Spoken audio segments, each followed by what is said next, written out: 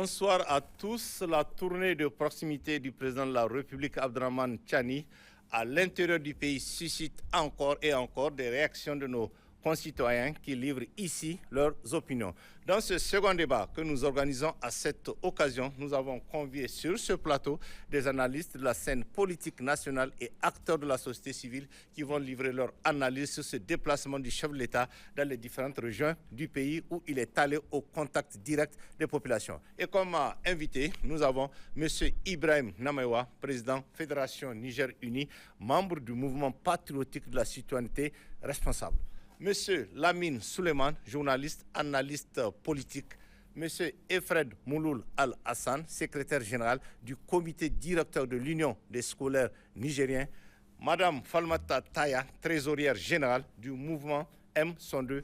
Et monsieur Ousseini Daoudou, président du conseil régional de la jeunesse de Tchilabéri et rapporteur du conseil national de la jeunesse du Niger.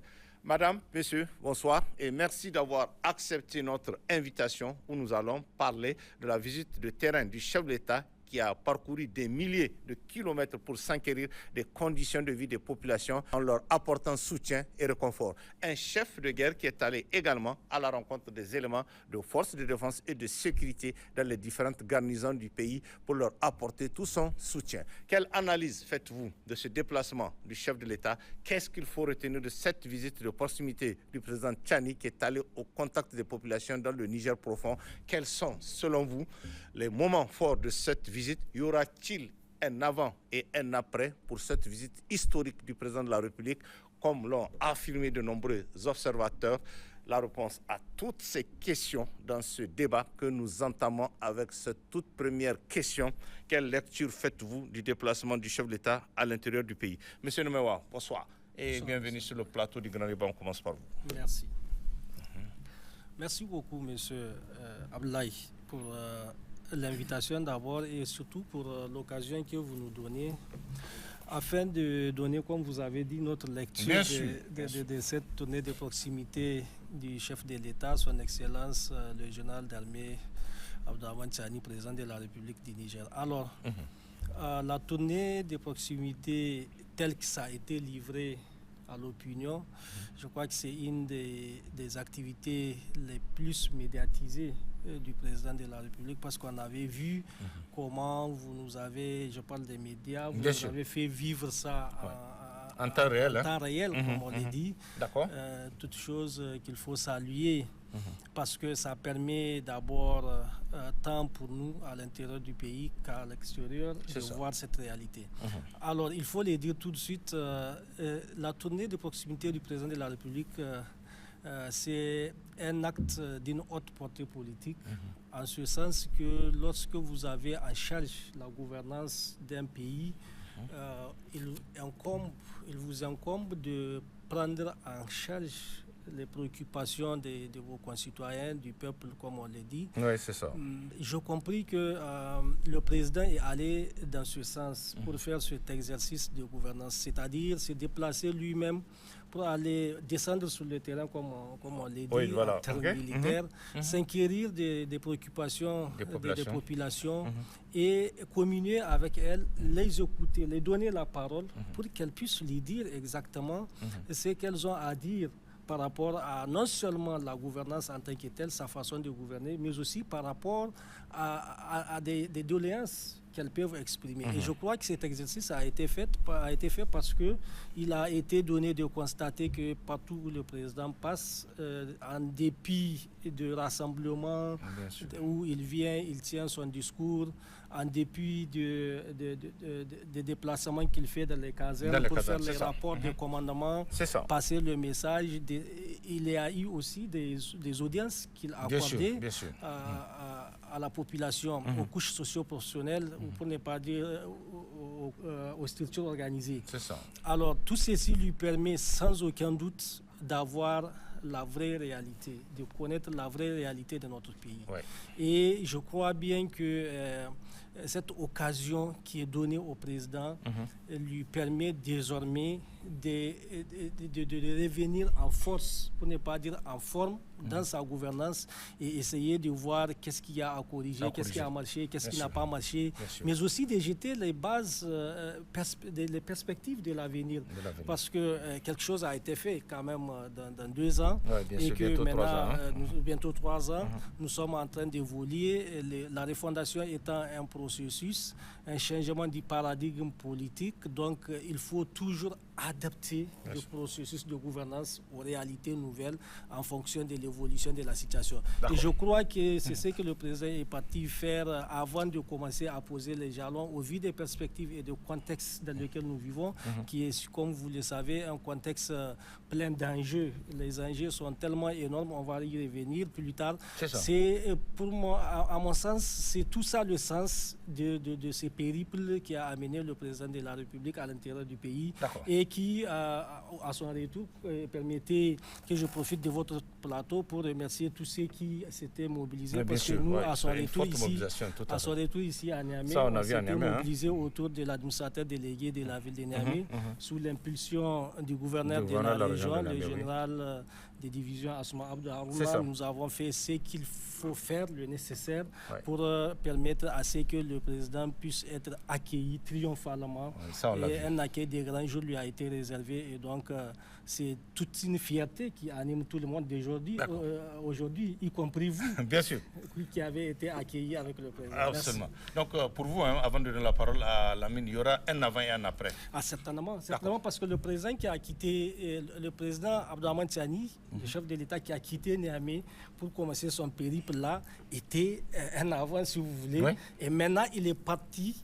Il s'est de lui-même il a cherché à comprendre la situation qu'il avait comprise. Maintenant, il est revenu. C'est qui est sûr. Il faut s'attendre à, si vous voulez, une métamorphose de la gouvernance. C'est comme ça, peut-être, il faut schématiser ça. Il faut s'attendre à une métamorphose. Il faut s'attendre à des grands changements. Je ne veux pas parler des grands bouleversements. Bien sûr, merci. Monsieur Lamine, bonsoir. Oui, bonsoir. Et bienvenue aussi sur le plateau du Grand Débat. Quelle lecture faites-vous du déplacement du chef de l'État à l'intérieur du pays, en tant qu'analyste politique et journaliste? Merci Abdoulaye pour votre invitation.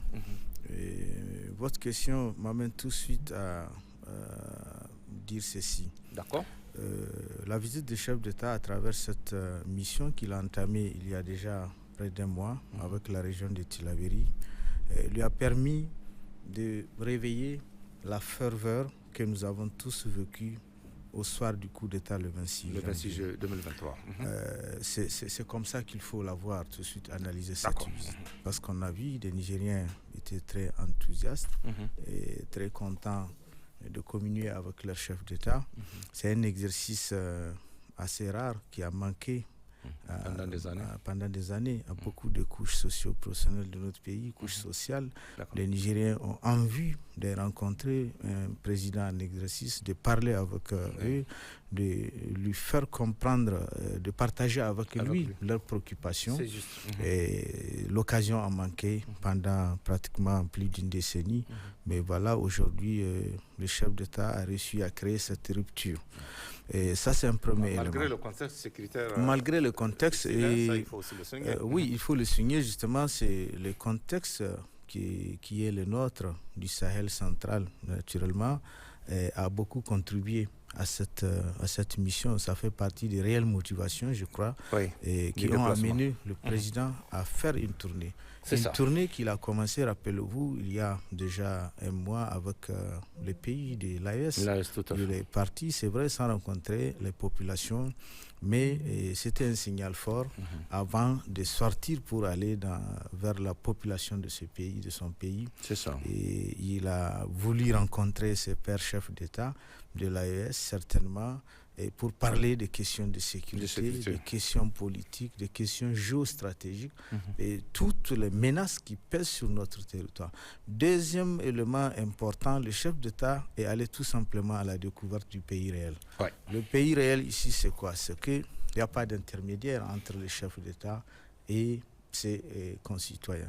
Et il a voulu constater de visu toutes les réalités, parler avec les Nigériens.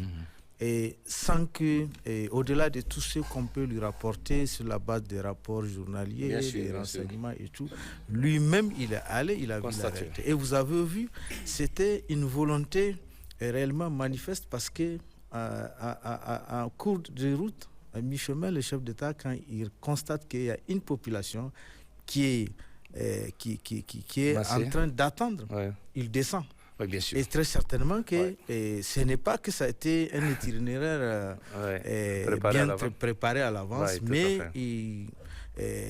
pour être en harmonie avec sa conscience du premier patron du pays, il fallait vraiment un signe de respect, s'arrêter, saluer cette population, c'est déjà quelque chose. D'autres éléments, quand je parle du pays réel, c'est surtout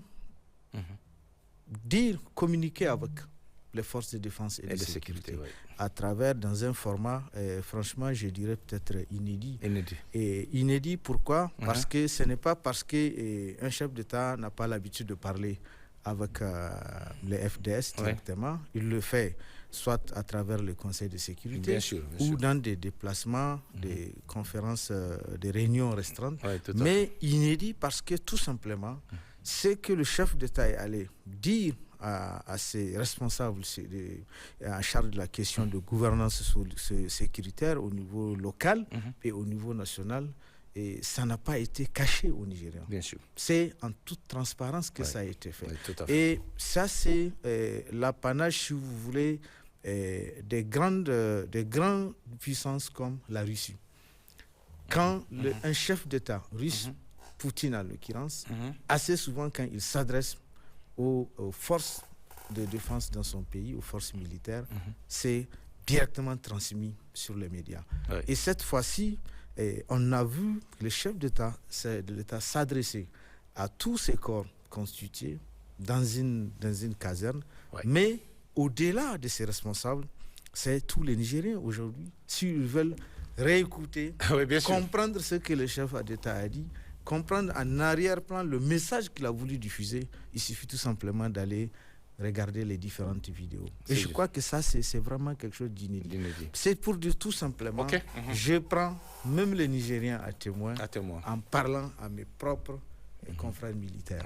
Parce qu'en rentrant dans ces casernes, c'est vraiment, vous avez prêté le terme, tout à l'heure, c'est un chef de guerre qui est parti parler à ces opérationnels qui sont là, au péril de leur vie, ils protègent notre pays, ils protègent l'intégrité de notre pays.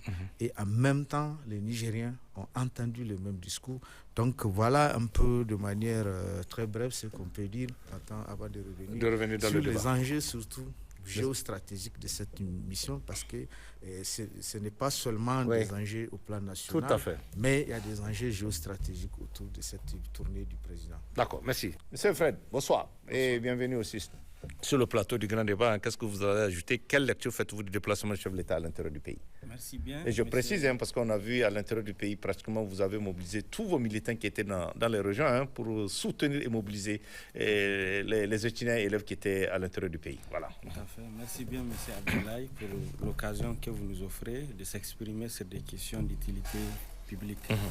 Aujourd'hui, ce qui nous réunit, c'est de parler sur la visite de proximité, j'allais dire la visite révolutionnaire du guide de la révolution, Abdraman Chani, le président de la République, chef de l'État, le général d'armée Abdraman Chani, à l'intérieur du pays. Cette visite, elle est inédite, d'autant plus qu'elle est rarissime. En tout cas, depuis les indépendances à nos jours, rare de voir un chef de l'État aller s'enquérir des visites sur la situation de notre pays, aller de proximité, faire les hameaux, faire les villages, les communes, les départements et les villes. En tout cas, à l'exception du général Kounché, je ne pense pas qu'il y a un chef de l'État qui a pu les faire. Et de manière la plus garantie, propre, et surtout avec une certaine ferveur, un certain amour citoyen et par voie terrestre. Je pense que c'est vraiment inédit. C'est aussi symbolique. C'est symbolique parce que ça a beaucoup réconforté les couches sociales de notre pays, notamment le peuple nigérien, qui était sorti au lendemain du 26 juillet pour accompagner la démarche de la refondation nationale. Et encore, ça nous a réconforté de voir que le chef de l'État est à l'écoute des revendications sociales. Il est à l'écoute de nos doléances. Il a tenu non seulement des meetings géants, inédits, mais aussi il a tenu des réunions administratives avec les forces de défense et de sécurité à travers les conseils de sécurité au niveau des régions. Il a aussi tenu dans les casernes des propos quand même qui nous ramènent à nous interroger, non seulement nous, les citoyens civils, mais aussi les FDS, de savoir que nous devons nous reconnecter encore avec nos valeurs historiques, ancestrales. C'est ça.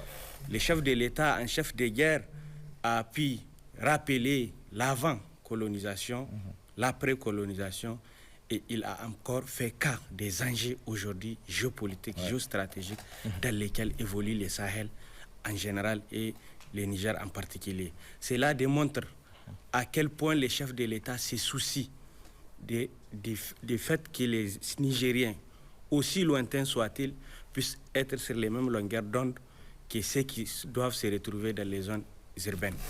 Et c'est pourquoi nous ne pouvons qu'être réconfortés encore de constater que le président de la République, chef de l'État, a démontré, sinon administré la preuve à ceux-là qui ont toujours pensé qu'il ne peut pas s'en passer de Niamey, qu'aujourd'hui il est parti lui-même par la voie terrestre avec toute sa délégation et il a été accueilli avec toute la chaleur requise. Ils se sont tués sur les réseaux sociaux, les escadrons des réseaux sociaux se sont tués à un moment et nous avons constaté qu'eux-mêmes ils ont compris qu'en réalité il ne s'agissait pas de ce qu'ils avaient pensé de ce président de la République parce qu'il n'avait pas décidé au soir du 26 juillet d'asseoir les bases nécessaires pour engager la refondation de notre pays pour rien. Il sait pourquoi il l'a fait et je pense qu'aujourd'hui les Nigériens, même les plus sceptiques, doivent se convaincre à l'évidence selon laquelle la refondation doit être en marche. Au-delà de cette refondation, je pense qu'après le retour triomphal de son Excellence le général d'armée Abdraman Chani, il est important aujourd'hui qu'on décrète la révolution populaire dans notre pays. Parce que la refondation, c'est un processus. Et je pense que cette refondation est en marche. Au-delà de cette refondation, il va falloir décréter la révolution populaire parce que le peuple nigérien, dans son entièreté, a été et soutient avec toute l'adhésion requise les idéaux du CNSP, les idéaux du général d'armée Abdraman Chani. Il est important que nous ayons désormais les bases nécessaires pour asseoir cette révolution comme au Burkina Faso, faire en sorte qu'il y ait des grands bouleversements, sinon des grands changements dans les institutions de notre pays, qu'il y ait des changements dans la manière de la gouvernance, dans les approches institutionnelles et administratives, et surtout qu'il y ait des attentes, qu'il y ait des réponses aux attentes, parce que les doléances ont été données, ont été soumises par les populations, et je pense que le président, partout où il était passé, il y avait des doléances qui sont propres aux régions, comme le cas à Zander où c'était l'eau qui est le problème d'eau, comme c'était à Maradi où c'est vraiment l'industrialisation, l'économie doit être encore revitalisée au niveau de la ville capitale économique, comme c'est le cas à Agadez qui est quand même le bastion de nos ressources minérales. Et je pense qu'un peu partout, à Difa aussi, il a parlé quand même de la nécessité d'asseoir les bases nécessaires pour renforcer les périmètres irrigués et renforcer la grande irrigation pour notre autosuffisance alimentaire. Et tous ces aspects qui sont importants doivent encore amener les autorités au premier chef, le président de la République, chef de l'État, le général d'armée Abdraman Chani, à vraiment répondre à ces doléances. Et la question de la RTA, de la route Tawa-Arlit, je pense que ce sont aussi des doléances qui dataient depuis belle lurette auxquelles beaucoup de citoyens attendent encore leur matérialisation. Et je pense que ces doléances ne peuvent pas avoir des réponses appropriées sans qu'il y ait des acteurs véritables qui soient convaincus de la démarche, qui soient convaincus des idéaux non seulement de la refondation, mais aussi de la révolution populaire pour la refondation qui doit être décrétée par les premiers responsables de notre pays. Et je pense qu'il est important aussi, parce que vous l'avez sans nul doute remarqué, la jeunesse a fait sa part. Ah oui. A fait sa part. Dans la plupart des cas où il y a eu des meetings, Ah en oui. tout cas, Ça, les jeunes, on a vu une faute pour les le centre de scolaires cette sont jeunesse, hein. sortis C'est et des scolaires. ce n'est pas pour rien. Tout Ce à n'est fait. pas pour rien, c'est parce qu'ils croient. Ouais. C'est parce qu'ils croient aux idéaux de la refondation, de la révolution du général Abdraman Chani. Mais qu'ils ont aussi des doléances. Ok. Il faudra nécessairement qu'il y ait des priorités par rapport à l'autonomisation des jeunes, qu'il y ait des créations d'emplois pour les jeunes et qu'il y ait encore beaucoup plus de politiques publiques allant dans le sens de promouvoir encore les secteurs d'enseignement et de la formation pour qu'il y ait encore des jeunes plus compétitifs et performants qui puissent sans nul doute continuer à asseoir encore les bases nécessaires pour les progrès de notre pays. Et je pense aussi que le monde rural n'a pas été aussi en marge parce que nous avons constaté un peu partout à Difa, et quand même beaucoup de populations sont sorties, ils ont exprimé leur adhésion et ils sont encore des vieillards. Et je pense que cela doit amener les plus hautes autorités de notre pays à encore renforcer les dispositifs opérationnels pour une meilleure refondation de notre pays, sinon une véritable révolution. Et sans nul doute qui doit être le gage de la prospérité éternelle de notre nation. Ok. Merci, frère. Madame, bonsoir. Et bienvenue aussi sur le plateau de Grand. Qu'est-ce que vous allez ajouter? Quelle lecture faites-vous du déplacement du chef de l'État à l'intérieur du pays? Parce que vous étiez à l'étape de Difa. Et Zander aussi. Merci. Oui. Bonsoir à vous et Télé Sahel. Merci. Et merci de nous donner l'occasion de nous exprimer d'un moment à l'autre sur le processus de la refondation dont nous sommes en train de mettre tout ce qu'on a comme énergie pour que ça tienne. D'accord. C'est le renforcement entre l'État et la population. Ok. Le chef de l'État, presque tous mes prédécesseurs ont donné un nom. Je veux m'aligner à leur admiration. C'est un homme de terrain. Un homme de terrain, c'est d'accord. Il maîtrise très bien le Niger. Ouais. Et chaque région, dès qu'il se il a une présente, connaissance parfaite. il raconte d'abord l'histoire pour la génération, Bien sûr. pour qu'ils sachent d'où est-ce qu'ils ont pris leur source, Ok. ce qu'ils doivent faire et sur quel chemin il faut se baser. Chaque région et sa diversité, il a eu le temps d'expliquer de A à Z qui était qui, d'où nous sommes, et nous avons quitté le Niger a quitté et où est-ce qu'on doit aller. Oui, tout à fait. D'accord. Donc, il fait rappeler à la génération qui sont un peu dans la nature pour qu'ils redescendent sur terre, pour qu'ils comprennent. D'accord. Parce que vous n'êtes pas sans savoir que nous sommes à 85%, nous avons de la jeune, des jeunes. Déjà. Et ces jeunes-là, automatiquement, dans leur tête, il faut travailler, il faut faire X ou Y. Bien sûr. Il a mis un accent très fort de rêver de faire travailler la terre. La terre. C'est pas tout le monde Le retour à la terre. qui doit travailler dans un bureau. Chacun est né, chacun a sa façon de vivre. Bien et sûr, ses chances. bien sûr. Donc lui, il a rappelé et il a parlé aux jeunes qu'il se met en tête qu'il ne les a pas oubliés. Ouais. Pour quelqu'un qui a plus de 60 ans, il n'est pas en arrière, il ne fait qu'avancer.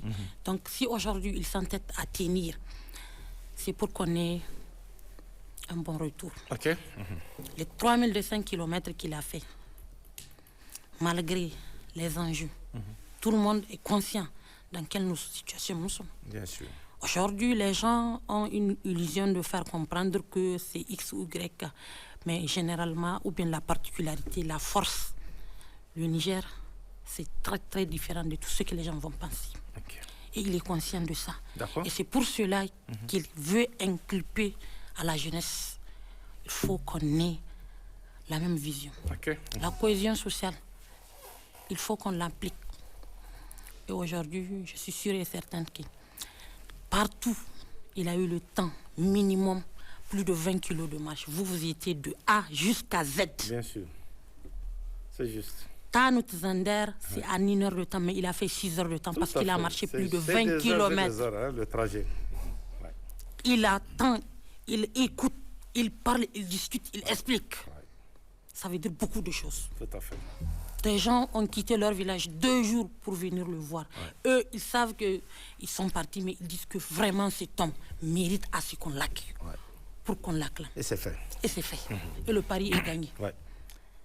Ceux-là qui pensent qu'ils ne peuvent pas sortir, bon, on ne peut pas taper quelqu'un et l'empêcher de pleurer. Ils n'ont qu'à naviguer dans leur... On est d'accord. Nous, on est dans notre démarche de refondation. On est confiant. Ok.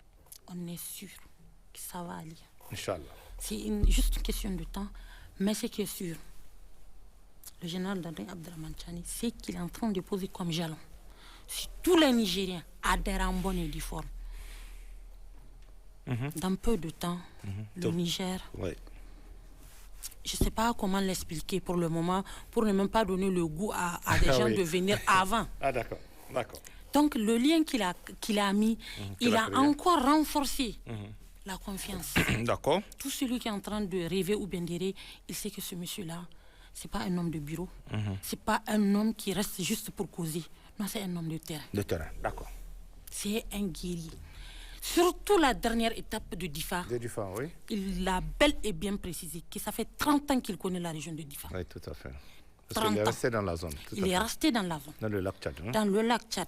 En 96, ils étaient sur le terrain. À 48 heures, il y a eu un petit problème, ils ont géré ça. Donc nous, ce n'est pas nouveau pour nous. Mais c'est juste une question de temps. De temps. De temps. D'accord. Merci. Ousseini, bonsoir. Bonsoir. Et bienvenue aussi sur le plateau du Grand Débat. Qu'est-ce que vous avez ajouté à côté de ce que les autres invités ont développé sur la lecture que vous faites du déplacement du chef d'État à l'intérieur du pays? Merci Parce que beaucoup. là aussi, je précise qu'on a vu le Conseil national de la jeunesse et un peu partout, vous avez mobilisé vos militants pour pouvoir apporter leur soutien. Voilà. Merci, M. Tchemogo, pour l'occasion que vous nous offrez. D'accord.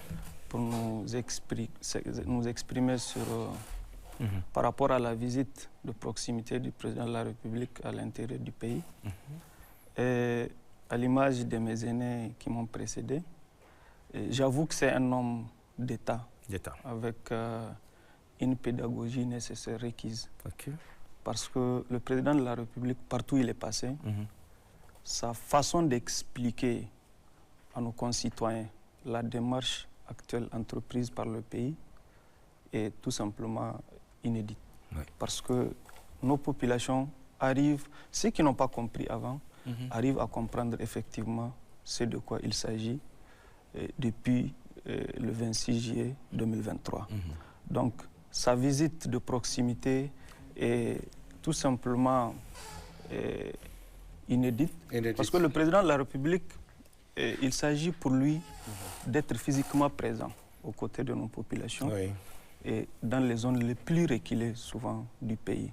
Quand il est allé à Samaka, par exemple, à la frontière algérienne avec le Niger, et il fallait aussi le rappeler, à la veille de son départ, il y a eu vraiment des mouvements de forces du mal qui veulent s'en prendre à notre pays. Une tentative, mais quand même, il a tenu à aller à la rencontre de ces populations qui vivent là-bas pour leur faire comprendre qu'ils ne sont pas seuls, ils ne sont pas oubliés et que la démarche du pays est engagée avec tous les citoyens du Niger.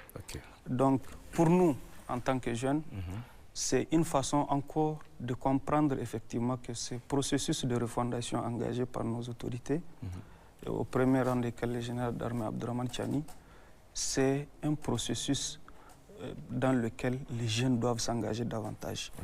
Et les jeunes se sont engagés, ils sont adhérés à ce processus-là parce qu'ils ont compris effectivement que les résultats de cette refondation, c'est eux qui en seront bénéficiaires et que tout ce qui est en train d'être construit dans ce pays, quand même, c'est pour les jeunes parce que c'est eux qui constituent non seulement le présent, mais également l'avenir.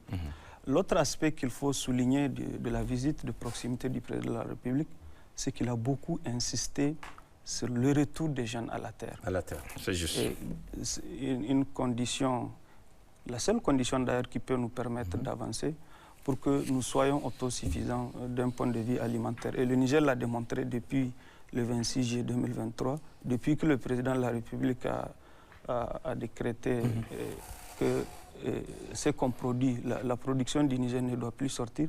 Aujourd'hui, le pays arrive à s'autosuffire et c'est dans ce processus-là qu'on va devoir continuer. Et il l'a expliqué et les populations sont en train de comprendre. Il a également tenu à galvaniser nos forces de défense et de sécurité partout où il est passé. Les zones souvent les plus touchées par le phénomène d'insécurité, où les forces de défense et de sécurité tiennent quand même, avec bien sûr l'aide de nos populations locales, pour que ces forces-là comprennent effectivement qu'elles sont là pour le pays et elles continuent de se battre pour que le pays retrouve de façon définitive sa souveraineté, chose dans laquelle aujourd'hui nous sommes. Et qu'avec les populations, quand même, il a parlé de cohésion nationale. Et ça a renforcé beaucoup plus la cohésion et la confiance avec le pouvoir en place. Donc, c'est quelque chose quand même qui est très important. C'est juste. La visite. N'en déplaise à ceux-là, nos ennemis, les détracteurs qui ont passé leur temps à vouloir manipuler l'information, nos concitoyens. C'est comme quoi le président se bunkarise au palais de la République. Ouais. Aujourd'hui, il leur a quand même démontré, il a prouvé le contraire, et que le monde entier a compris effectivement que le Niger est en révolution. Et c'est le peuple qui est en train de conduire la révolution derrière le président de la République, Abdraman Chani. D'accord. Et avant de continuer le débat, parce que vous avez parlé de la jeunesse, et je me rappelle bien à Zender, il a fait passer un message à cette jeunesse, notamment par rapport à cette question d'insécurité, pour demander à toute cette jeunesse de se mobiliser. Qu'est-ce que vous en pensez en tant que responsable de la jeunesse? Parce qu'il l'a dit à Zender, un appel vraiment à cette jeunesse pour se mobiliser par rapport à cette question de sécurité, parce que les forces de défense et de sécurité seules ne peuvent pas combattre cette insécurité. Il faut la contribution de tout un chacun, notamment de cette jeunesse. Qu'est-ce que vous en pensez de ce message précis en direction des jeunes? Voilà, il l'a dit partout, dans toutes les régions, bien sûr, parce que partout il est passé, il a accordé une audience au Conseil régional de jeunesse. D'accord. Donc, ces gens-là sont partis à la rencontre du président en audience, et il leur a expliqué sa vision pour le pays et sa manière de faire. Et il ne peut pas le faire sans les jeunes, et qu'il compte sur nous. D'accord. Donc, partout, le président de la République a tenu ce discours selon lequel les jeunes doivent s'impliquer dans la gestion des conflits, dans la gestion de cette question sécuritaire-là. Voilà. Parce que d'abord, ce sont les jeunes qui sont recrutés, même au sein des forces de défense et de sécurité. C'est eux qui sont également victimes, parce qu'aujourd'hui, un vieillard de 60 ans ne peut pas être recruté par les forces du mal. On est d'accord. Il ne peut même pas marcher, même si par ailleurs le général d'armée... lui, il a marché. Il a marché tout au long bien sûr, de la visite. D'accord. Mais quand même, ce sont les jeunes, aujourd'hui, la plupart qui ne sont pas occupés. Et c'est eux qui sont fragiles. À être recrutés au sein des forces du mal. C'est pourquoi le général d'armée a tenu beaucoup à insister sur cette question, et que les jeunes, pour éviter tout ceci, doivent comprendre que le pays est le leur. Donc, une question de renforcer le patriotisme au sein de la jeunesse, mais également qu'ils puissent travailler pour bien sûr développer ce pays, pour que la refondation soit désormais une réalité comme elle est en train de devenir. Ok, merci Hussein. On va avancer. Tout à l'heure, vous avez donné votre lecture du déplacement du chef de l'État. Alors, l'autre question, qu'est-ce qu'il faut retenir de manière très concrète de cette visite de terrain? Quels sont qui vous a un peu motivé ou bien qui vous a un peu plu ce qu'il faut retenir... Voilà, qu'est-ce qu'il faut retenir? Ce qu'il faut retenir de ce périple du président de la République, c'est des messages à plusieurs niveaux. D'accord, des messages à plusieurs niveaux. On y va. J'avais commencé tout à l'heure par dire que le président de la République, à travers cet acte d'une haute portée politique, transmet des messages. Des messages, tant à nous autres, les Nigériens, de l'intérieur du pays, qu'à l'extérieur, y compris l'AES. Quand vous regardez le contexte dans lequel le président est en train de faire cette tournée-là, c'est quand même un contexte interpellateur sur le plan international. Parce que nous sommes depuis un certain temps dans la lutte contre le terrorisme. L'insécurité qui a été fabriquée sciemment et imposée à nos États de l'AES. Comme pour dire que par le passé, les impérialistes qui avaient l'habitude de venir piller nos ressources et nous imposer des comportements n'ont trouvé d'autre choix cette fois-ci, n'étant plus capables de faire ce qu'ils ont l'habitude de faire, de venir débarquer tel chef d'État, assassiner un autre pour le besoin d'installer celui qui peut être le bon élève qui répondra de leurs actes. Cette fois-ci, ce n'est plus ces paradigmes. Ils ont changé de paradigme. Qu'est-ce qu'ils font? On nous fabrique des terrorismes.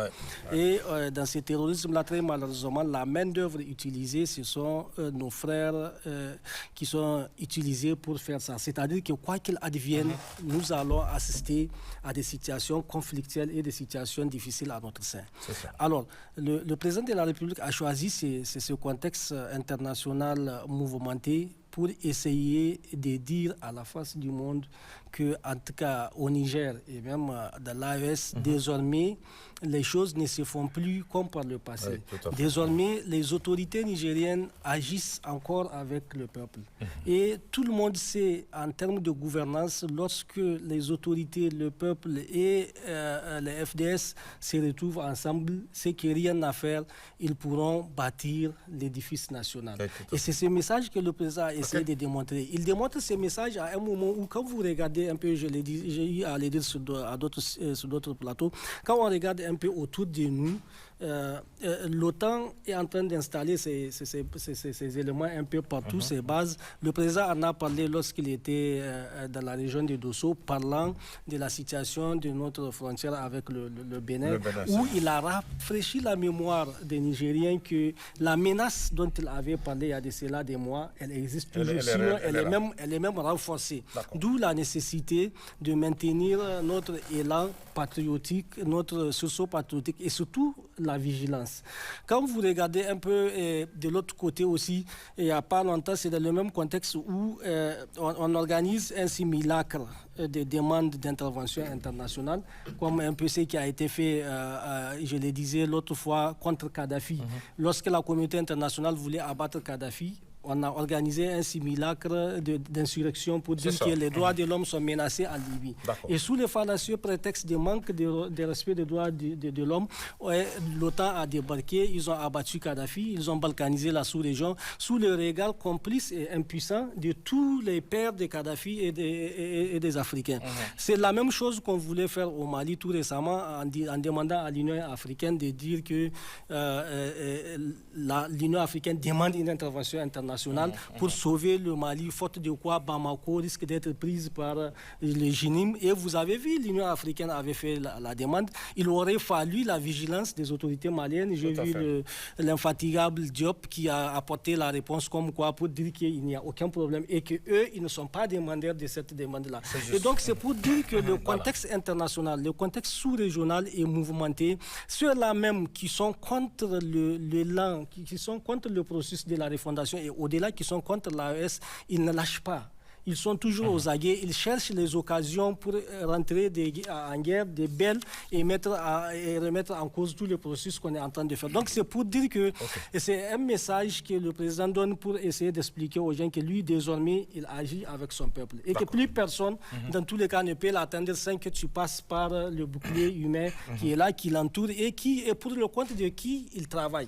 Le président travaille pour le peuple nigérien et il n'y a aucune raison à ce que quelque menace que ce soit puisse les déranger sans pour autant que ça passe par le peuple pour lequel il travaille et qui a bien compris et qui accepte d'adhérer. Le dernier message, c'est de dire que à travers ce qu'on vient de voir, c'est qu'il n'y a rien à faire, il n'y a plus de doute désormais. La population nigérienne est totalement acquise au processus de la refondation.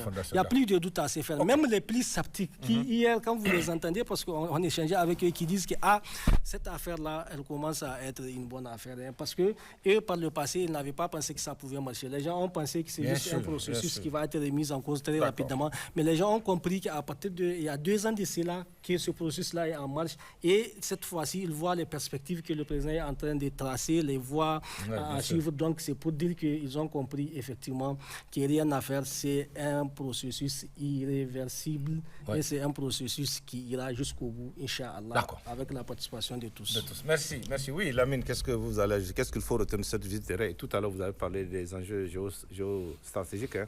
Oui, donc avant de revenir sur les enjeux géostratégiques, Je crois que la visite, cette visite, puisque c'est de ça qu'il s'agit, bien sûr, du président de la République à l'intérieur du pays, elle règle un problème de communication. Elle règle un problème de communication. Un problème de communication. D'accord. Vous savez, le Niger est infesté par une forte désinformation depuis pratiquement, je dirais, un an. Avec chaque fois des informations, des rumeurs les unes plus folles que les autres. Oui, tout à fait. Et le contexte dans lequel il a fait le déplacement, rappelez-vous, Namewa tout à l'heure l'a évoqué, c'était pratiquement au même moment où les médias occidentaux et leurs relais annonçaient l'effondrement du Mali, l'effondrement prochain. La chute de Bamako. Et certains voyaient même que une fois le Mali tombé, ce sera le tour des deux autres pays de l'Est. Tout à fait. Donc, le problème ici, c'est de dire sur le plan géostratégique à la communauté internationale que le Niger, en tout cas, n'est pas en train de tomber. Ouais.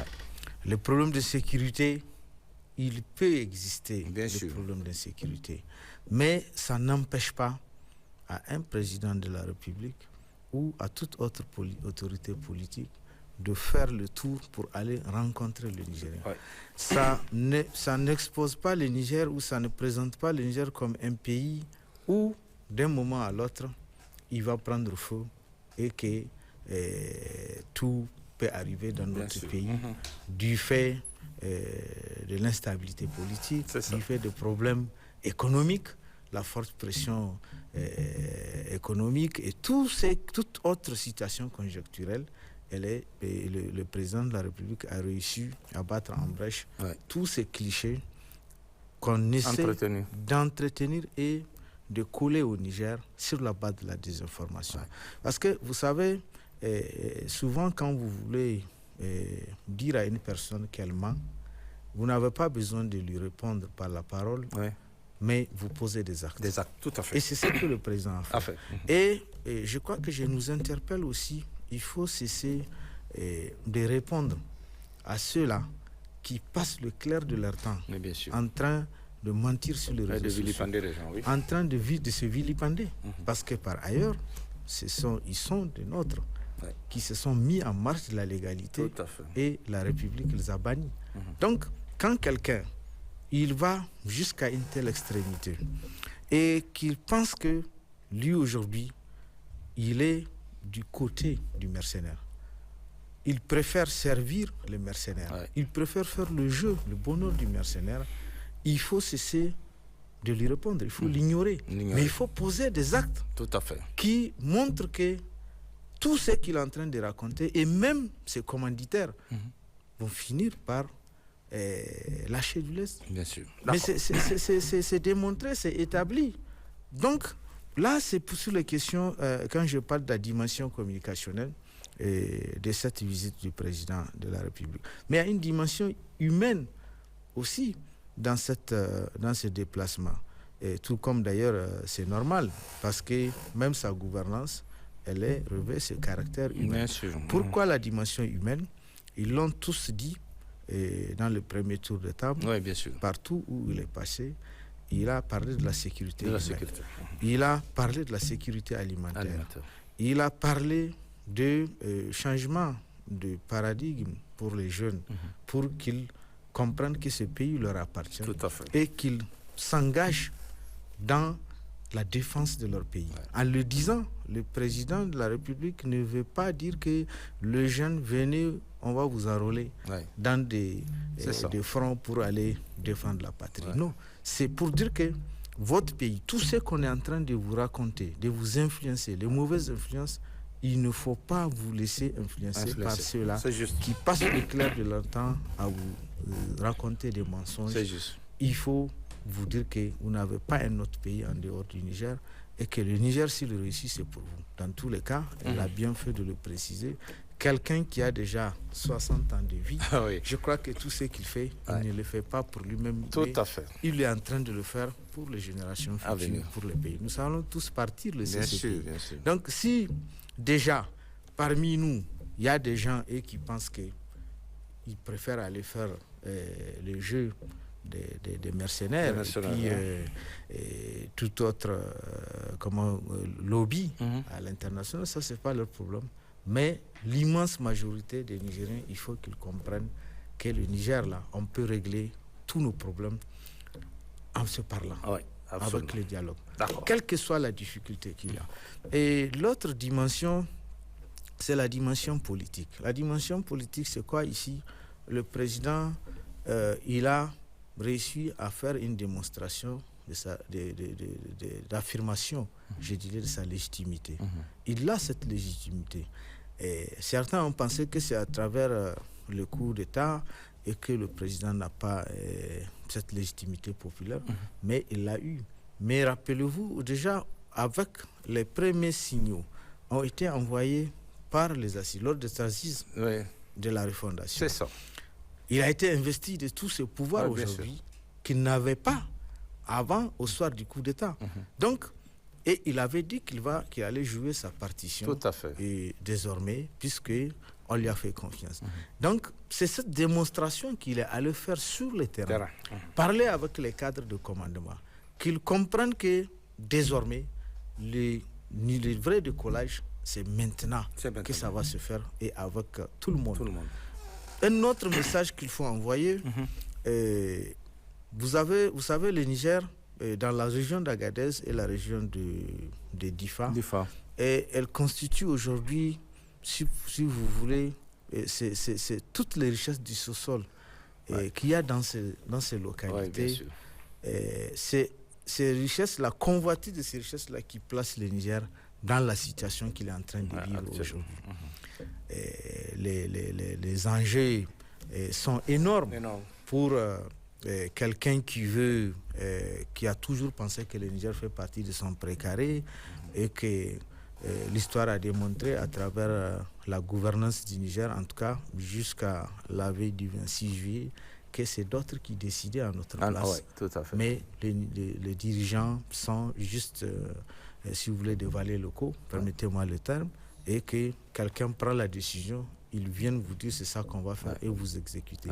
Mais cette fois-ci, dans le discours du président de la République, vous avez vu, il a mis l'accent sur les menaces qui pèsent sur le Niger. Les menaces, ce n'est pas en termes, si vous voulez, d'une forte invasion d'une armée étrangère sur le Niger, mais il faut voir ces menaces comme étant des enjeux pour ceux qui veulent nous déstabiliser. Tout à fait. Non pas parce qu'ils veulent restaurer la démocratie ou ils veulent combattre, si vous voulez, une injustice ou imposer le respect des droits de l'homme, mais ils le font pour eux-mêmes, pour leur génération, pour leur propre génération, leur postérité. Donc, ils veulent contrôler les ressources du sous-sol. Ce n'est pas pour quelqu'un d'autre ou pour le bonheur des Nigériens. Et c'est ce que les Nigériens doivent comprendre. Quand on fait ce genre on place ces pays dans ce genre de dispositif de convoitise à l'international, ce n'est pas parce que pour votre propre bonheur. Si c'est pour notre propre bonheur que les gens ont œuvré depuis près de 40 ans, 50 ans, le Niger ne serait pas là où il est aujourd'hui. Allez-y voir la situation, la route, quand vous prenez la route, le président, il l'a vu, la route d'Agadez. Mais vous avez l'impression que vous êtes en train d'aller découvrir, c'est maintenant qu'on est en train d'installer le Niger, de créer ces pays-là. Mais pourtant, toutes les richesses qui ont fait le bonheur de ces grandes puissances aujourd'hui ont été soutirées de notre pays. Donc, franchement, il faut que les gens comprennent que ce n'est pas pour un soldat qui a 60 ans, qui est en train de faire de prendre tous ces risques d'ailleurs, du point de vue santé, mais c'est pour que les générations futures puissent jouir vraiment de dire que nous avons enfin un pays, nous sommes maîtres de notre propre destin, nous pouvons composer avec qui nous voulons et sans influence étrangère. Et je crois que ça c'est un message très fort qu'il faut continuer à vulgariser et à expliquer à ceux qui n'ont pas compris les enjeux vraiment géostratégiques de cette... Merci l'ami, vraiment merci pour ces explications. Oui, et frère, qu'est-ce que vous allez ajouter? C'est ce qu'il faut retenir concrètement de cette visite de terrain du chef de l'État. Effectivement, M. Ce Tchamago, sont des points qui me paraissent importants. Voilà. J'abonderai dans le même sens que le camarade Lamine par rapport au fait que les passages du président dans toutes les régions est non seulement un message adressé au peuple nigérien, mais surtout à l'impérialisme. À l'impérialisme de savoir que le président Tchani dispose de toute la légitimité requise au Niger et que la population est totalement acquise pour les CNSP et pour la refondation de notre pays. Donc, aux Français et à toutes les puissances impérialistes de savoir que désormais, plus rien ne sera comme avant. Comme avant, c'est juste. Nous ne pouvons plus revenir en arrière par rapport à la démarche qui a été engagée au soir du 26 juillet 2023 et qui est en cours. Un autre message, c'est surtout au cadre de commandement. C'est ça. Je parle ici de l'administration. De savoir, parce que dans les discours du président, on constate qu'il rappelle au cadre de commandement civil et militaire leurs responsabilités régaliennes et républicaines. Qu'ils sachent que nous sommes en refondation. Et quand nous sommes en refondation, il y a des choses qui ne sont pas permises au sein de l'administration. Ah oui, bien sûr. L'administration au niveau des collectivités territoriales, au niveau des régions et au niveau central. À tous les niveaux, il y a matière à réflexion par rapport à une refonte globale de notre dispositif administratif. Et le président l'a dit dans ses discours partout où il était passé dans les régions. Et il a fait aussi un appel à la jeunesse. À la jeunesse civile et militaire. Bien sûr. Parce que l'écrasante majorité des FDS aujourd'hui sont des jeunes. Des jeunes, tout à fait. Mais qu'ils doivent se reconnecter des valeurs des ancêtres, des valeurs de nos héros. Il a parlé de Amadou Kourandaga, de Alpha Sebou, et de Kaousen, de Dankasawa et beaucoup d'autres, de Sarauni Amongu. Et je pense que ce n'est pas pour rien, c'est pour encore réveiller la fibre, galvaniser notre histoire, pour la connaître d'abord, parce qu'on a l'impression que le président de la République, non seulement c'est un chef de guerre, mais c'est aussi un agrégé en histoire, de notre pays. D'autant plus qu'aujourd'hui, partout où il était passé, il a rappelé, il était passé à revue l'histoire des sociétés, l'histoire des régions. Et je pense que les passages à revue de cette historicité doit nous amener à nous interroger sur notre responsabilité dans la refondation, avant d'aller dans la révolution. Parce qu'il est important que ce cheminement de la refondation nous amène vers la révolution, comme c'est fait le cas au Burkina Faso. Et aussi, il y a aussi la question liée au développement rural. Je parle ici de l'agriculture, de l'élevage, de l'environnement. Le président en a fait cas plusieurs fois où il était passé. Je me rappelle à Maradi, il a interpellé les acteurs économiques à s'associer, à ne pas toujours attendre que l'État fasse quelque chose pour eux, alors qu'ils disposent des moyens colossaux leur permettant de s'associer et de créer des unités industrielles pouvant générer non seulement d'emplois pour les jeunes, mais aussi asseoir une certaine prospérité économique de notre pays, sans vouloir autre chose que d'autres pays, notamment nos voisins, ne nous dépassent pas en opportunités économiques. Il a rappelé, nous avons des terres fertiles, nous avons les périmètres irrigués de Geratawa, où il était passé. Et je pense que ce sont des actes qui convainquent, à plus d'un titre, les citoyens nigériens. Aujourd'hui, notre espoir, c'est surtout que la somme de toutes ces actions sur le terrain, constatées par le président et sa délégation, doivent l'amener à répondre favorablement, afin que les Nigériens puissent véritablement se convaincre davantage et être acteurs et non spectateurs de leur propre progrès. Et nous savons, comme l'a dit mon camarade, nous savons que, évidemment, tout ce qui s'est fait aujourd'hui dans cette refondation est fait pour la jeunesse. C'est fait pour la jeunesse, c'est juste. On ne peut pas être septagénaire et quand même se sacrifier autant que le président l'a fait, marcher à pied faire 12 km à Niamey, des vingtaines de kilomètres. Je pense que c'est quand même un acte de patriotisme, mais surtout un acte qui doit nous interpeller par rapport à la nécessité pour la jeunesse de s'accommoder aux impératifs de la refondation et de la révolution populaire, qui est engagée donc sous la guidance éclairée de son Excellence le général d'armée Abdraman Chani.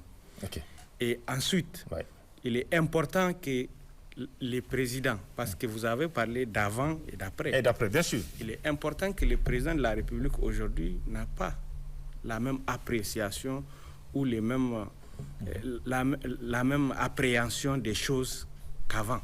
C'est vrai, il a connu le Niger. Depuis Belle Lirette, c'était un homme de terrain.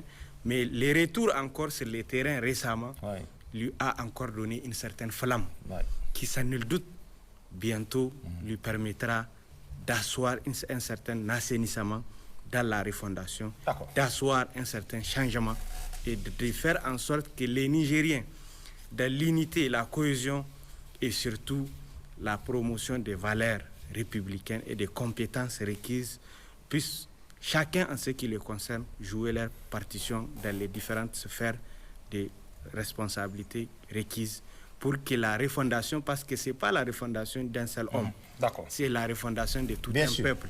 Et c'est tous ces peuples qui doivent la porter pour qu'elle puisse être léguée à d'autres générations et pour que désormais les autres, parce qu'il y avait à un moment d'autres qui ont estimé que même en 6 mois nous n'allons pas tenir. Bien sûr, ça les gens l'ont dit. Et ils se sont dit aujourd'hui pour qu'ils puissent encore savoir que le Niger avance et avancera. Quitte à de revenir pour continuer à avancer avec les Niger et les Nigériens ou à rester là-bas en marche de l'avancement de notre pays. Et je finirai par parler des ressources naturelles qui regorgent notre pays. Tout à l'heure, le grand frère Lamine a parlé de ces ressources minières, iranifères, qui nous causent des problèmes. Qui nous causent des problèmes. C'est elles-mêmes qui nous causent aujourd'hui des problèmes et c'est elles qui doivent amener les autorités à scruter les voies et moyens nécessaires pour les exploiter. Et pour les exploiter et que ça profite aux Nigériens. Pour les exploiter, il nous faut d'abord des compétences. Donc il faut un développement du capital humain. Il faut nécessairement des ressources humaines qualifiées. Il faut envoyer les Nigériens à avoir les nécessaires pour conduire l'industrialisation de notre pays, conduire encore l'exploitation de nos ressources naturelles, comme l'ont fait d'autres pays comme le Nigeria qui est à côté. Aujourd'hui, même la Soraz ou la CNPC ou d'autres sociétés, la majorité, ce sont des Chinois. Mais si les Chinois la quittent, est-ce les Nigériens qui sont là pourraient-ils être en mesure d'asseoir la continuité du service de ces entités industrialisées? Et je pense qu'il est important que ces ressources profitent à nos concitoyens. L'uranium, c'est quand même une ressource rare et qui est très recherchée dans le monde, même si d'autres à un moment l'ont assimilé à des oignons. Beaucoup ont pensé que l'oignon, à un moment, est plus rentable pour les Nigériens que l'uranium. Et aujourd'hui, l'histoire a démontré que l'uranium, les pays qui en disposent d'ailleurs, ne sont pas... C'est un produit stratégique et ce n'est pas tous les pays du monde qui en disposent. Et nous sommes parmi les plus grands pays disposant. Et je pense qu'il est important de mettre un accent particulier sur la politique d'exploitation minière, pétrolière de nos ressources naturelles pour qu'elles profitent encore davantage à nos concitoyens et pour que notre pays puisse se développer encore davantage dans sa prospérité vers la révolution populaire et progressiste. Merci. Oui, madame, qu'est-ce que vous allez ajouter rapidement sur ce qu'il faut retenir concrètement de cette visite de terrain, très rapidement? Avant d'ajouter, je veux juste un peu répondre à mon camarade et frère Emoun. Le pétrole, avant qu'on aille à sa découverte, ses études, ou bien commencer à le faire travailler, et à son nom, le président Tanja a envoyé des Nigériens en Chine. Dans le partenariat. Il y a eu des étudiants qui sont venus dans ce pays avec des diplômes. Mais à un moment donné, il faut être de ce clan, il faut être de ce côté pour pouvoir travailler. Ça, c'est avant. Ça, c'est avant. Voilà. Donc, aujourd'hui, toutes ces compétences-là, nous les avons. Raison pour laquelle les Chinois ont voulu nous malmener. Ces experts-là, on les a rapatriés, ils sont venus. C'est eux-mêmes qui ont posé les pieds pour faire comprendre aux Chinois là. On est conscient, vous êtes au courant qu'on sait. D'accord. Et quand nous allons parler de l'insécurité, même la plus grande puissance mondiale qui est les États-Unis en France, ils ne sont pas épargnés. Et bien sûr, ça on a vu. Les crimes qui sont commis presque au quotidien dans ces pays, dans Alors, ces villes. est-ce qu'on s'en moque? Ouais. Les questions des droits de l'homme, est-ce qu'eux, ils ont de réponses à nous donner? Nos parents qu'ils ont exportés de l'Afrique pour l'Afrique. Donc, aujourd'hui, quand ils nous ont colonisés, c'était la première façon de nous berner et de prendre tout ce qui nous appartenait. Ça a marché. En deuxième vague, c'était ça, ils ont orchestré, fabriqué le terrorisme et nous l'ont imposé. Et par la grâce de Dieu. Ces 3 pays de l'AES, nous ne sommes pas les 3 pays seulement que la France a colonisés. Nous sommes nombreux. Bien sûr, bien sûr. Mais elle est consciente de ce qu'on a, raison pour laquelle elle s'entête pour rester avec nous. Mais Dieu faisant bien les choses, un 26 juillet est arrivé. Le Niger a pris la revanche pour confirmer sa souveraineté. Le fait de dénoncer les accords, on a fini avec eux. On est en marche. Et cette refondation-là, pour ceux qui ne veulent pas l'entendre, ce n'est pas sur les papiers, c'est en marche. D'accord. Pour rappeler à ceux qui ont oublié, le colon, avant de rentrer au Niger, ils se sont dispatchés à 4. Fouro et Lami, Voulé et Chanon, Kausen, il a fait avec Hangou et Harry Part, Clampenton, etc., etc. Le Niger est vague. C'est ce que le général Tchani a dit. Il a rappelé que le Niger est tellement vaste que tout le monde doit être militaire. Ok. Tout le monde doit être militaire. Tout le monde doit être militaire aujourd'hui. D'accord. C'est une question de vie ou de mort. D'accord. Et le Nigérien, s'il est conscient de cette refondation, il n'a même pas de minutes à perdre. D'accord. Il faut qu'on soit ensemble pour construire ce pays. La génération, on ne veut pas à ce qu'elle vient encore perdre le temps ou bien souffrir. Bien sûr. Il est là en train de poser des jalons. Lui, il est en avance et qui le suivent. Mais ceux qui vont venir après nous, on veut à ceux que, quand ils vont venir, trouver un pays viable. Bon terrain, un pays viable, d'accord. Donc, aujourd'hui, l'insécurité, on a fini après la première vague, la deuxième. Maintenant, ils sont en train de vouloir passer à leur 3e mode, le mode de communication. Et Dieu faisant bien les choses, ils vont construire, on va détruire si c'est du mensonge. Ok, déconstruire. On va déconstruire ce qu'ils sont en train de construire, parce que c'est du fou. Merci. Vouloir venir nous parler de la démocratie, etc., on n'en a pas besoin. C'est fini. Ce n'est plus la peine. On n'a plus besoin. Ils n'ont qu'à garder ça pour eux, ça va leur servir pour autre chose. D'accord. Ok. On est responsable, on est sage de tout ce qu'on est en train de faire. Ils pensent que c'est eux seulement qui sont intelligents, ou bien c'est eux seulement qui ont quelque chose pour réfléchir. Les 3 pays de l'AES qui sont en train de vouloir mettre à côté là, on va les mettre à côté. D'accord. Le petit rappel que j'ai, la génération consciente de maintenant, tout le monde doit être ensemble. D'accord. Tout le monde doit être militaire, filles et fils de ce pays. Oui, ça, vous l'avez déjà dit. D'accord. Merci. Oui, Ousseini, qu'est-ce que vous allez ajouter? On va à la dernière question pour finir. Qu'est-ce que vous allez ajouter rapidement sur ce qu'il faut retenir? Effectivement. Le plus grand aspect pour moi, qui m'a beaucoup marqué, bien sûr, de la visite de proximité du président de la République et qui a marqué la plupart des jeunes, c'est ces discours de changement de mentalité.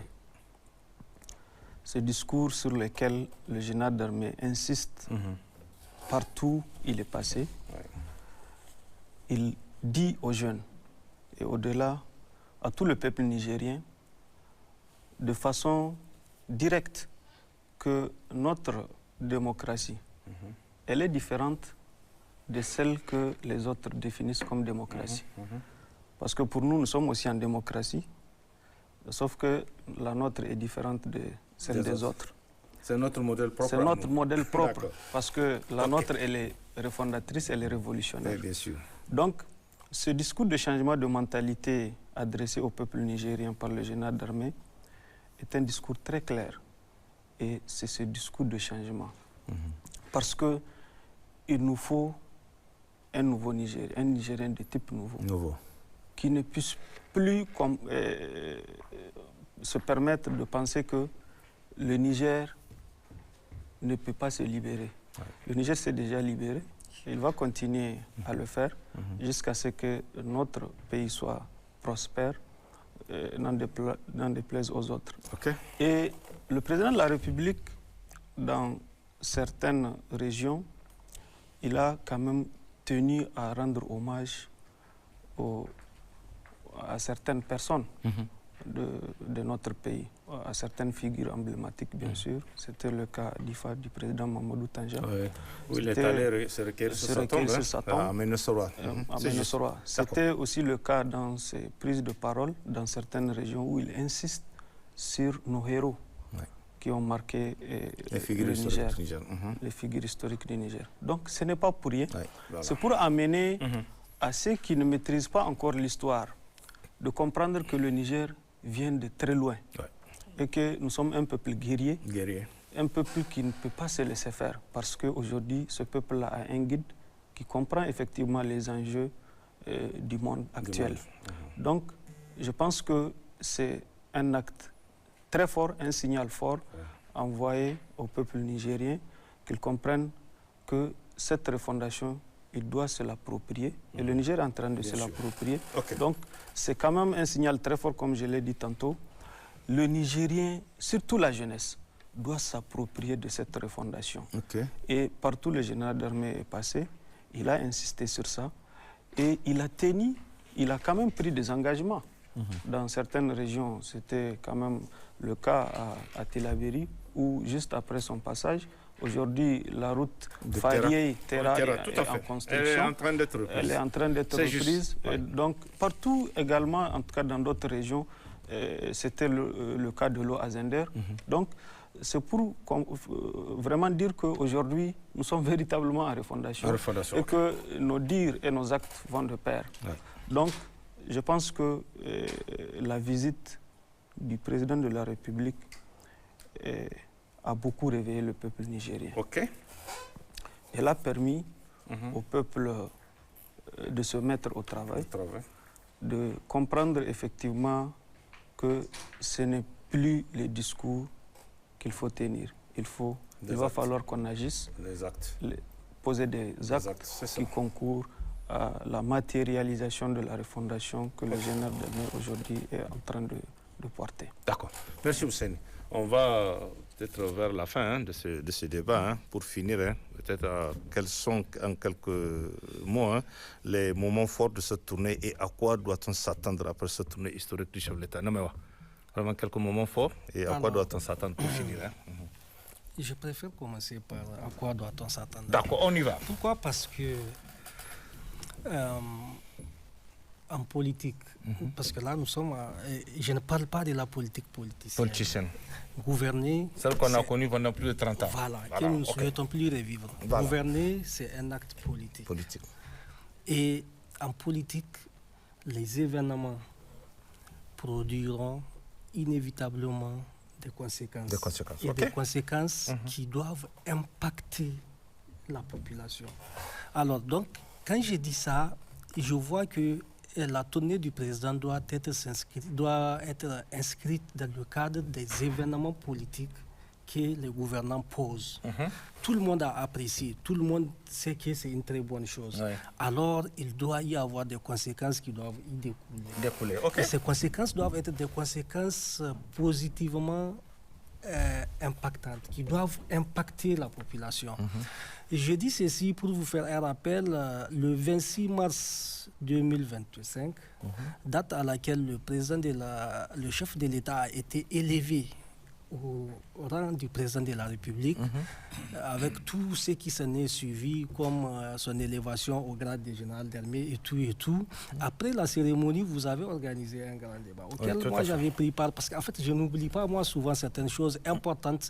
Et au cours de ces débats, les questions que vous nous avez posées étaient à quoi doit-on s'attendre, comme c'est les cas. Entre autres choses que nous avons proposées, nous nous sommes dit que c'est un événement politique quand même, le 26 mars. Donc nous nous sommes dit que nous avons annoncé qu'on doit s'attendre à un gouvernement de la refondation.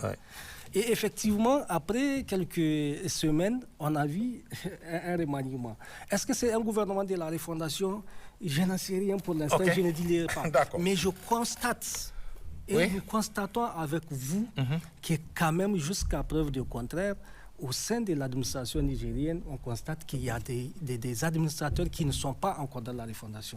On constate des remous, on constate des déviances, on constate des manquements, on constate des insuffisances, on constate même de la banalisation de l'autorité de l'État.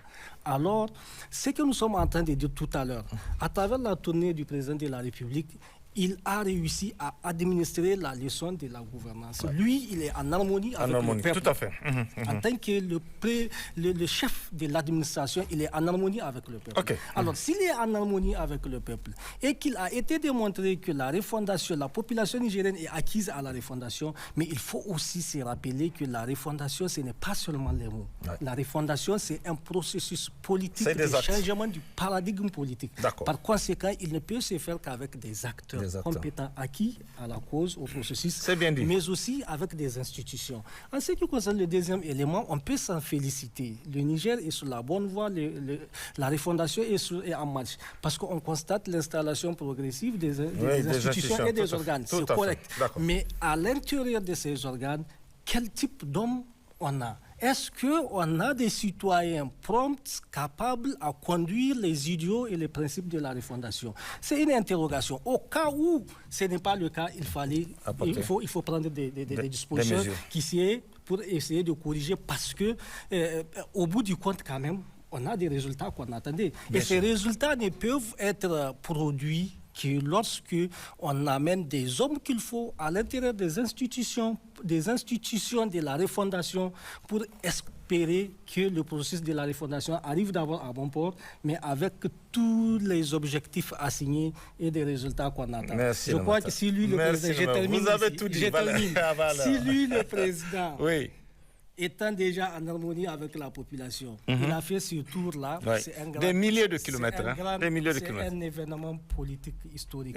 Cet événement doit produire des conséquences. Et ces conséquences doivent impacter positivement la population. Et ceci ne se fera que lorsqu'on essaie de faire état des lieux. Après 10 mois de 26 mars à aujourd'hui, on doit quand même faire état des lieux, voir qu'est-ce qui a marché, qu'est-ce qui n'a pas marché. Qui assume ses responsabilités en tant que responsable, qu'il continue, on le félicite. Qui n'assume pas, on lui fait constater ses insuffisances et lui dire que la refondation ne peut pas s'accommoder avec les complaisances. C'est bien dit. Merci beaucoup. Oui, Suleiman, qu'est-ce que vous allez dire? À quoi doit-on s'attendre après cette tournée historique du chef de l'État, pour finir?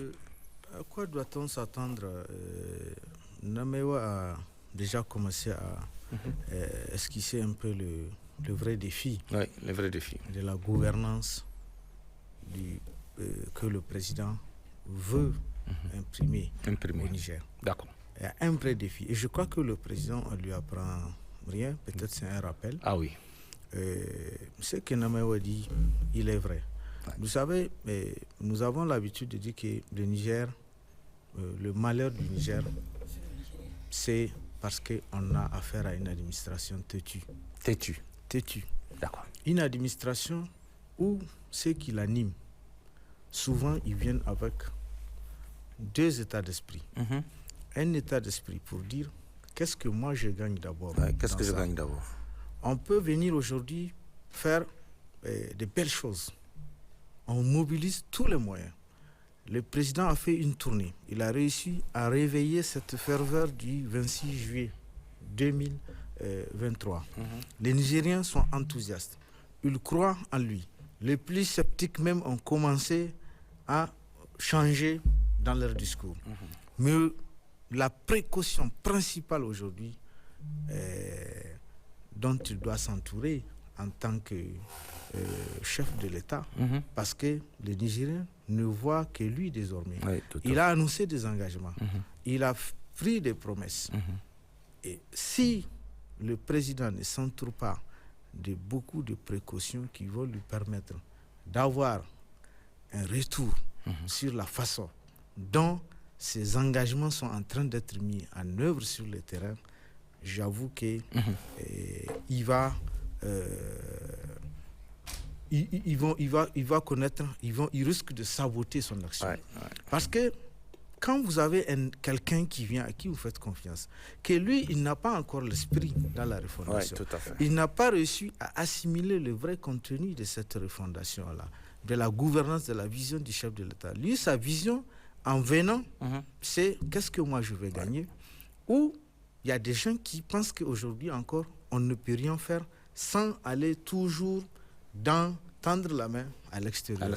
Qui pensent qu'aujourd'hui, qui sont même en train de regretter, ils ont une nostalgie vis-à-vis de la gouvernance que nous avons connue. Il faut aller organiser un forum, parler du Niger à l'extérieur et prendre des recommandations et des directives qui ne sont que, si vous voulez, le vœu du maître, du colon, et qu'on vienne avec pour nous inclure. Allez-y, discutez avec dans l'administration. Vous allez voir des gens, vous leur parlez des choses, ils ne comprennent rien du tout. Et dans les actes qu'ils posent au quotidien, actuellement, à ce jour, vous allez comprendre qu'il y a beaucoup qui n'ont rien compris de la refondation. Et donc, il y a une urgence. Ce n'est pas une question de nécessité. C'est une urgence. C'est une urgence. De corriger. Il faut le changement de la mentalité dont le président, auquel le président faisait allusion, pour répondre à mon frère.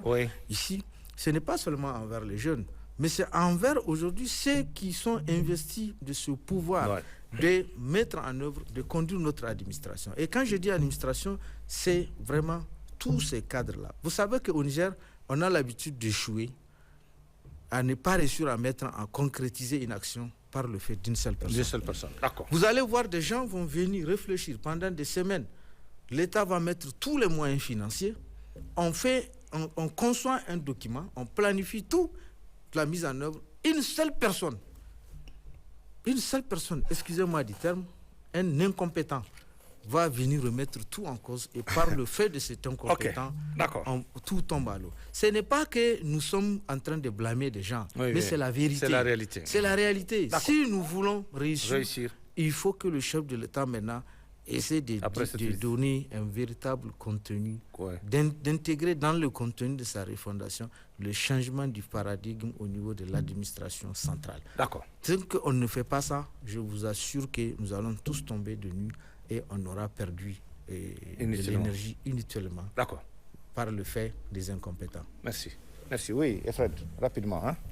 À quoi doit-on s'attendre après cette tournée historique du chef de l'État? Merci, Tchamako. J'aimerais aussi mettre l'accent sur ce que le grand frère Lamine a dit tout à l'heure, par rapport surtout aux mécanismes institutionnels et de coopération qui sont restés toujours les mêmes, malgré que nous sommes en refondation. D'accord. Je parle ici des institutions de Bretton Woods. Nous ne pouvons pas continuer avec les mêmes schémas. Soit on est en refondation, soit on ne l'est pas. On n'en est pas. OK. On constate que c'est presque les mêmes formats qu'avant. Donc, de tous les systèmes post-conférence au soir du 26 juillet, qui est encore là au sein de l'administration, je parle de la coopération, qu'elle soit économique ou diplomatique. Il est important quand même qu'on mette l'accent sur le fait qu'on doit avoir notre propre système de gouvernance propre à nos réalités. D'autres pays l'ont fait. Et il n'est pas c'est quand le combat du chef de l'État, c'est ce qu'il a toujours dit. C'est pas à quelqu'un d'autre de les refuser. Tout à fait. Je pense qu'aujourd'hui, le décor a été planté par les chefs de l'État lui-même. La refondation a un contenu, il y a les rapports des assises, il y a la charte de la refondation, il y a récemment le programme de la refondation. Le problème de notre pays, ce n'est pas une question de texte ou de littérature. On en a connu assez, on en a fait autant. Le problème, c'est un problème d'hommes. Le choix. Les choix des hommes et les hommes qu'il faut, ou place qu'il faut, qui doivent défendre notre pays. Pas à travers, il faut arrêter le copinage. Pas en arrimant notre pays aux institutions de Bretton Woods.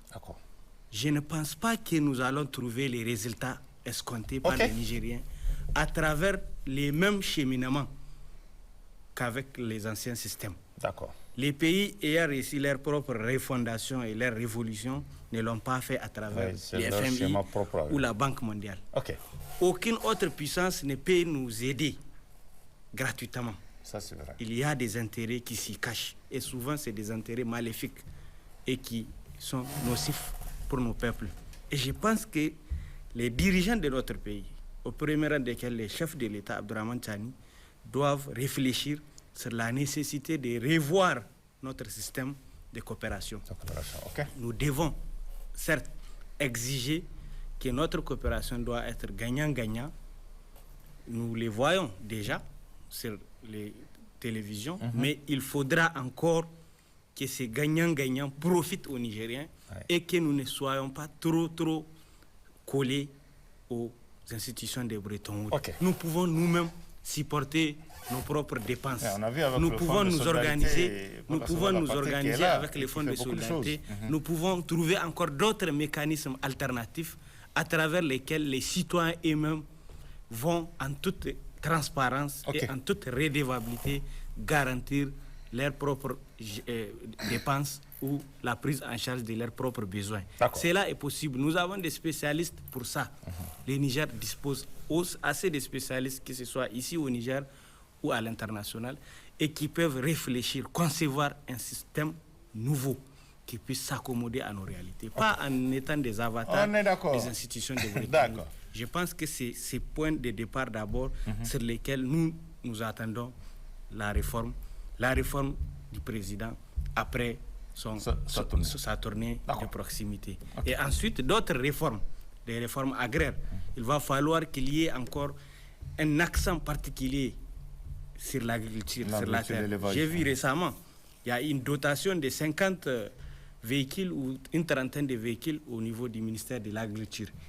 Je mesure le coût de ces véhicules et si le coût-là pourra être investi pour une productivité dans une quelconque région, comme à Maradi, comme à Difa, dans le cas de la grande irrigation, sans nul doute, ça créera non seulement d'emplois, mais aussi ça va encore produire des richesses pour notre pays. Et le président l'a rappelé à Maradi.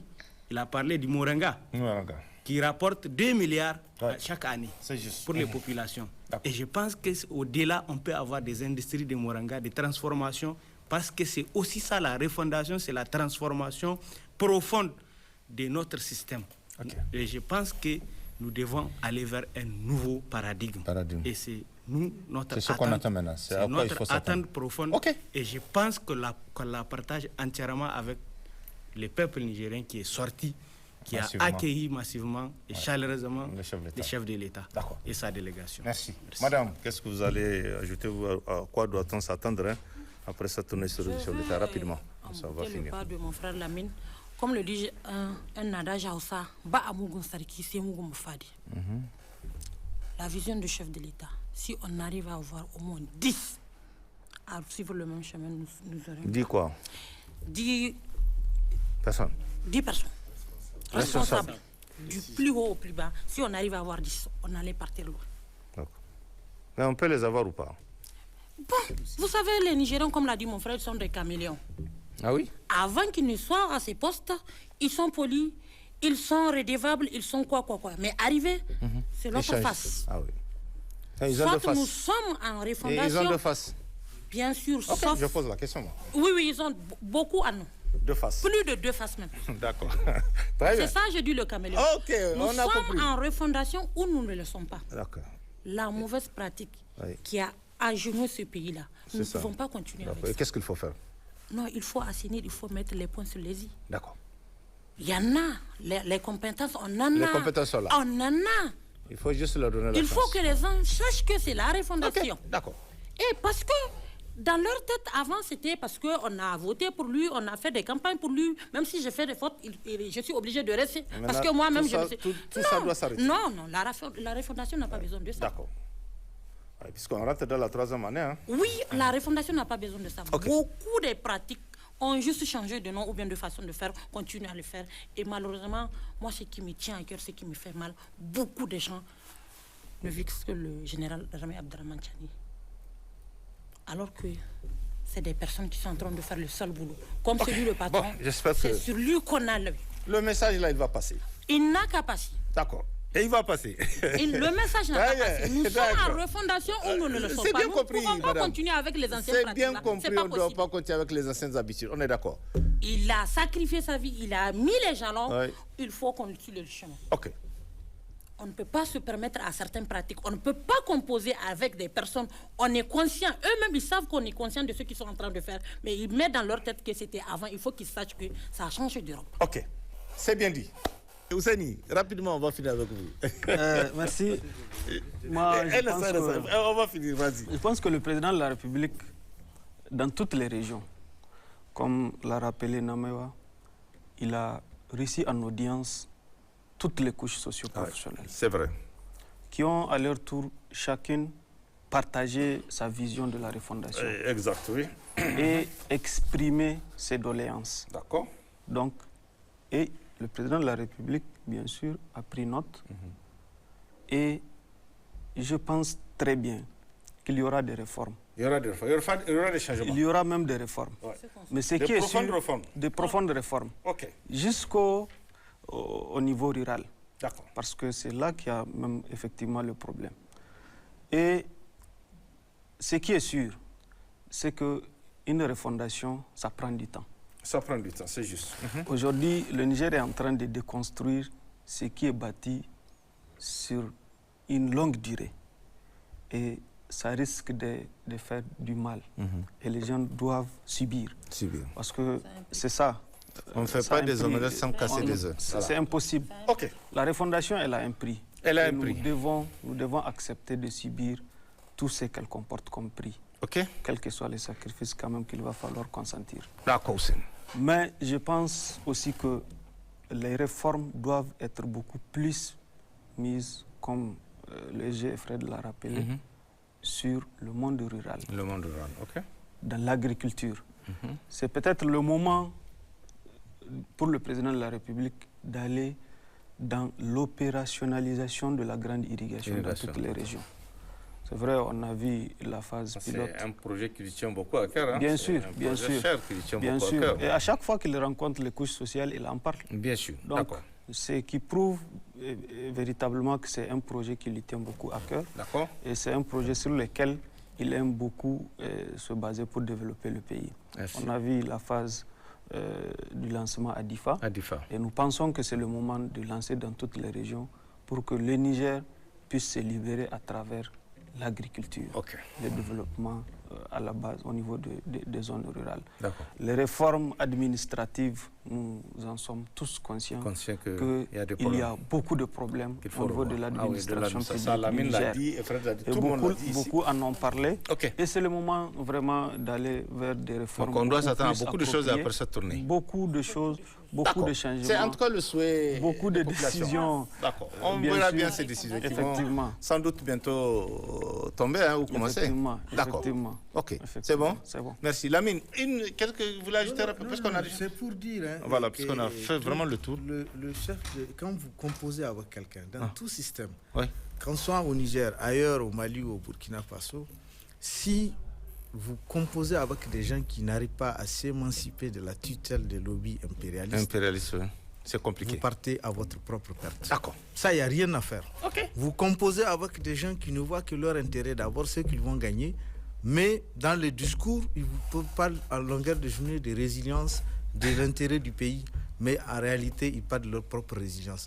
Vous partez pour échouer. Ça, c'est pour dire au chef de l'État. C'est pour dire au chef de l'État. Quand on parle de l'administration, ce n'est pas faux. Ce n'est pas que les gens, on invente des choses. Dans l'administration, je vous assure, il y a des gens qui n'ont rien compris de la refondation ou qui refusent de comprendre jusqu'à aujourd'hui et ils pensent que c'est juste un jeu de mots et qu'ils vont revenir, ils vont finir par revenir à l'ancien système. Donc le changement de paradigme, là, il faut l'imposer aux gens qui peuvent accompagner cette refondation. Ceux qui ne peuvent pas, il faut les mettre hors d'état de nuire. Oui, d'accord. C'est tout. Merci. Merci vraiment Lamine, merci à vous tous parce qu'on a fait largement le tour du sujet. Et avec tout ce que vous avez développé, les propositions, je pense bien que les gens vont s'attendre à des grands changements sans doute après cette tournée du chef d'État. En tout cas, c'est le vœu de beaucoup de Nigériens que nous avons rencontrés nous-mêmes à l'occasion de cette tournée du chef d'État dans les différentes régions du Niger avec lesquelles on a échangé. Les gens s'attendent à ça et j'espère bien que le chef d'État qui a échangé longuement avec ces populations, avec toutes les couches, comme vous avez dit, saura prendre vraiment les décisions qui s'imposent. Vraiment, merci à tous. On va s'arrêter là en espérant se retrouver une prochaine fois sur d'autres thématiques. Merci à tous. Mesdames et messieurs, c'est la fin de cette émission. Merci de l'avoir suivi. Et pour notre prochain débat, le samedi, nous allons insister beaucoup sur l'étape d'Arlit où le président de la République, Abdraman Tchani, était sur le site de l'exploitation de l'uranium à la Somaïr. Excellente soirée à tous. Au revoir.